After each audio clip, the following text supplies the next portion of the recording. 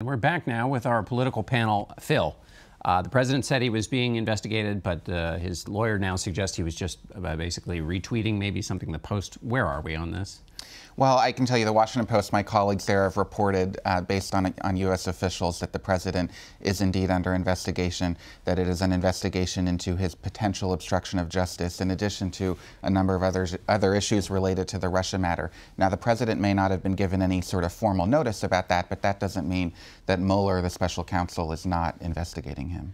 Ramesh, Jay Sekulow's argument seemed to be that because the president has the power under, I guess, the unitary executive to fire his FBI director, that's it. He has the power, and that sort of opens and shut the case, but it doesn't seem like it will. Well, I think there are a number of potential problems with that line of argument. One is that if you're doing something corruptly, that raises a separate set of legal issues. And two is that there's a question of political accountability. It is certainly true that it's within the constitutional power of the president to pardon anybody who commits a crime in his name, for example, but that doesn't mean that the House and Senate would or should treat that as just par for the course. Nixon's, the articles of impeachment against him, Clinton, the articles of impeachment against him, both referred to obstruction of justice. So the idea that there's no accountability for that is, I think, just not true to our constitutional tradition. Jamelle, the first kind of question that the president's lawyer had to clear up was one about something the president tweeted. Although they say, and the president says, this is a great thing for me. But if he had not tweeted about this investigation, we wouldn't have had to spend the time talking about it. Is he basically building this case for himself by what he says? I think that's a fair thing to say. If you look at sort of this entire saga, so much of it is self-inflicted. So much of it stems from choices the president made, impulsive firings, for example, tweets, going on, having interviews in national outlets and simply saying outright that he's, I fired Director Comey because of this Russia stuff. Had the president simply shown more discretion, he would not be in this mess. And we're sort of in this sort of feedback loop where the president's lack of discretion results in investigations or pushback, which then fuels further lack of discretion, which then fuels, further investigations and pushback. And that's why so many congressional Republicans wish that he would just stop tweeting, because they worry that if he wasn't in trouble with the special counsel before, he is now, because of the things that he's saying publicly. And they also worry that he's essentially taunting these investigators. If you're saying to these investigators, you're fake news, you're a witch hunt, they worry that's just going to embolden them. You really don't want to be on the wrong side of the FBI and the special counsel. But it's not just what he tweets. He said on the record in an interview that he fired Comey because he was upset about the Russia investigation. That's the kind of thing that Jay Sekulow is trying to barrel past in his interview with you. And, if the president lacks impulse control, a sense of self-discipline, that's not a problem about the medium of Twitter. Phil, is there any solution to this challenge that they kind of have to keep dealing with here, which is the president is, in a sense, taking himself off message? The solution would be for him to focus on his agenda and lay off Twitter, but we've shown it, or he's shown that that's not really possible. Look, he's in the White House stewing over this. He's angry. He's confiding in friends about his frustration with the Russia matter, the cloud, as he's referred to it over and over again. And I don't know where this ends. We currently have the White House staffing up with lawyers. Vice President Pence just hired his own counsel. The president, Trump's lawyer in New York, Michael Cohen, has hired his own lawyer.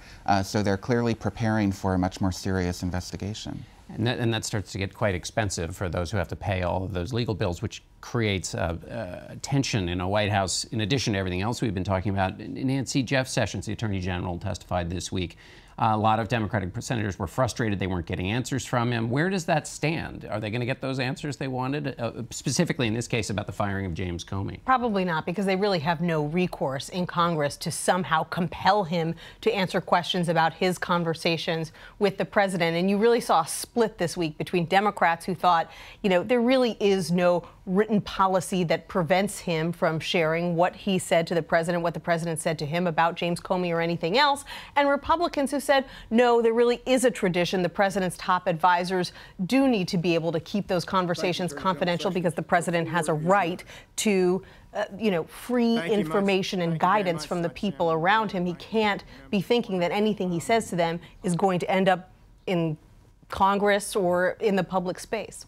Jamelle, I thought that actually Attorney General Sessions, because he was able to say, I'm not going to talk about the obstruction things, and was able to defend himself on the collusion, actually ended up helping the White House this week. Right. I think Attorney General Sessions' sort of emphatic denials of collusion ended up, taking some of the heat away from President Trump, suggesting that the kind of almost conspiracy that's been sketched with regards to collusion is overstated, and if the president could show more discretion, would have, I think, really helped the president politically this past week going forward. But the problem, of course, is that Sessions could give those kind of politically helpful performances again and again and again.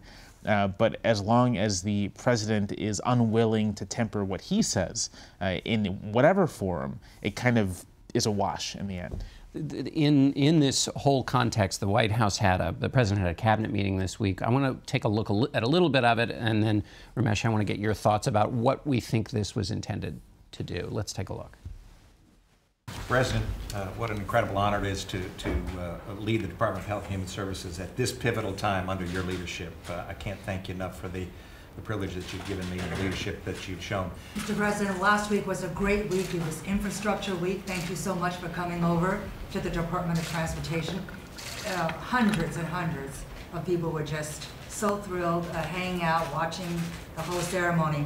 On behalf of the entire senior staff around you, Mr. President, we thank you for the opportunity and the blessing that you've given us to serve your agenda and the American people, and we're continuing to work very hard every day to accomplish those goals.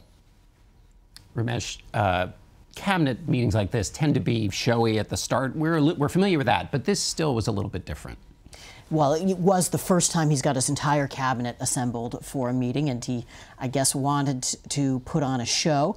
Among some of the cabinet members, not all, it seemed to devolve into a contest about who could praise the president most fulsomely, and I'd say that the Chief of Staff, Reince Priebus, won that contest, going away.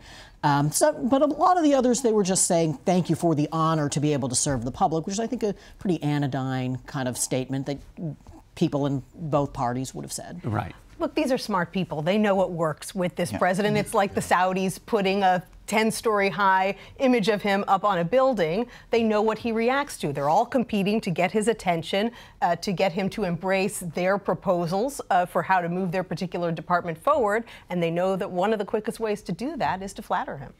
Phil, there was an orchestrated feel to it. Again, as Ramesh quite rightly puts it, this is not totally unfamiliar.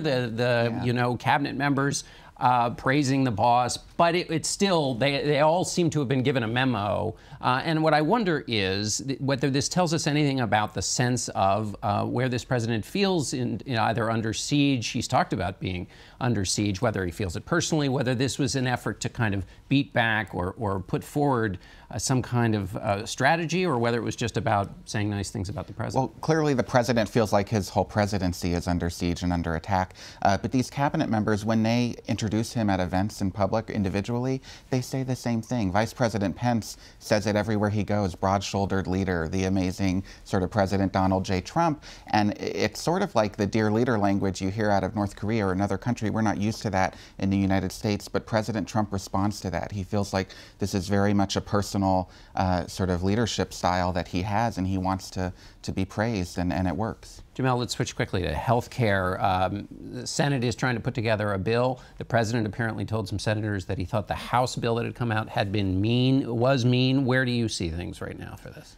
I mean, part of the trouble here is that we don't really know what is in the Senate bill. It's being crafted in almost complete secrecy. Key senators are unwilling to speak about its contents. Vox.com did a series of interviews with 8 senators who, to a person, could not describe how the bill they are considering meets their goals. And so it's substantively, it's generally difficult to say whether or not the Senate bill is going to be less mean than the House bill. I think it is clear that Majority Leader McConnell is desperate to get something across the finish line, is trying to insulate his members from any kind of political or public pressure. And I think Trump scandals have had this effect of making that even more urgent, that the longer the president is sort of under scrutiny, the longer our political conversations focus on the president's misconduct, perhaps, the more difficult it is for them to do anything. Nancy, Mitch McConnell's a smart guy. He knows how to do things. What's his strategy here? Well, you know, his challenge is if you're not going to do the House bill because it's mean, and if you're not going to do Obamacare because you think that's a failure, your universe of options is quite small. So they're trying to thread this needle in private. They're trying to craft something that is somehow going to get 50 members of their caucus, you know, the most conservative, the most moderate, and that's incredibly difficult. It's pretty clear at this point they're not going to meet their self-imposed deadline at the beginning of July, just because time is running out. They don't have information from the CBO about what this would cost and what it would mean, and they've promised to do that before they try to pass something. 30 seconds. I had a long conversation with a member of the Senate Republican Working Group on Friday. I get the impression there are very serious decisions that are still not made. How many people are going to be eligible for Medicaid? What's the growth rate going to be? I agree. I don't think that they are close to hitting this deadline.